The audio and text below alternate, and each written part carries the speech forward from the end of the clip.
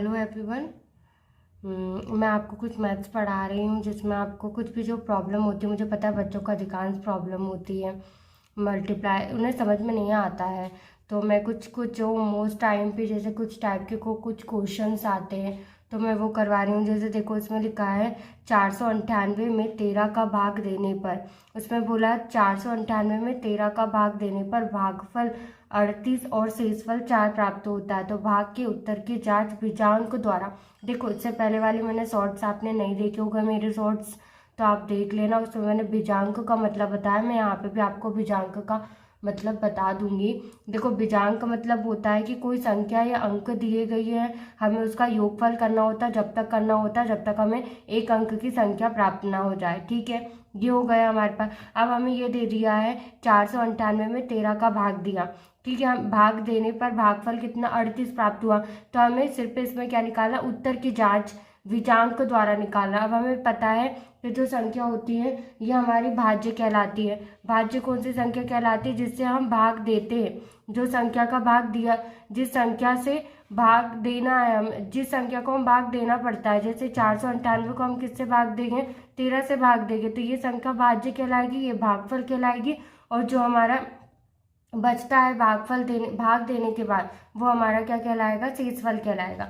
ये 498 हुआ हमारे पास। अब 498 के बाद अब हमें इसका एक फॉर्मूला होता है जो मोस्ट आईएमपी होता है। इसका एक फॉर्मूला मैं यहाँ पे बता दे रही हूँ। एक फॉर्मूला जैसे भाज्य का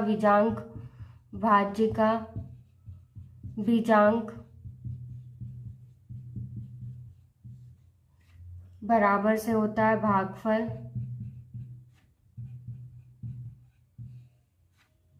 का बीजांक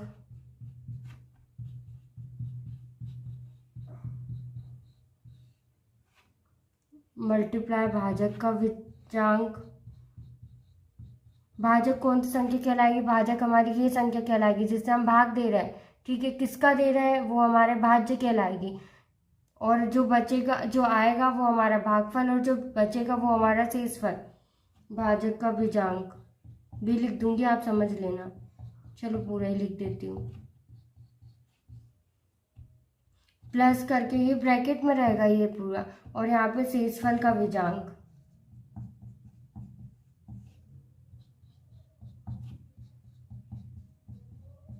ठीक है, अब हमें पता है भाज्य का बीजांक हमने यहाँ पे निकाल के देख लिया।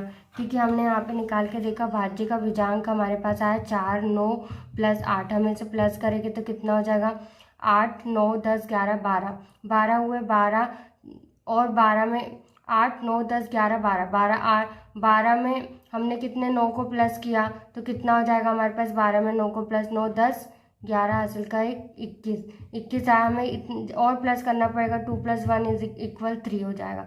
अब हमें ये 3 लेके आना है कि भाज्य का बीजांक ये सब बीजांकों के बराबर होता है क्या नहीं होता है, अब हम देखेंगे।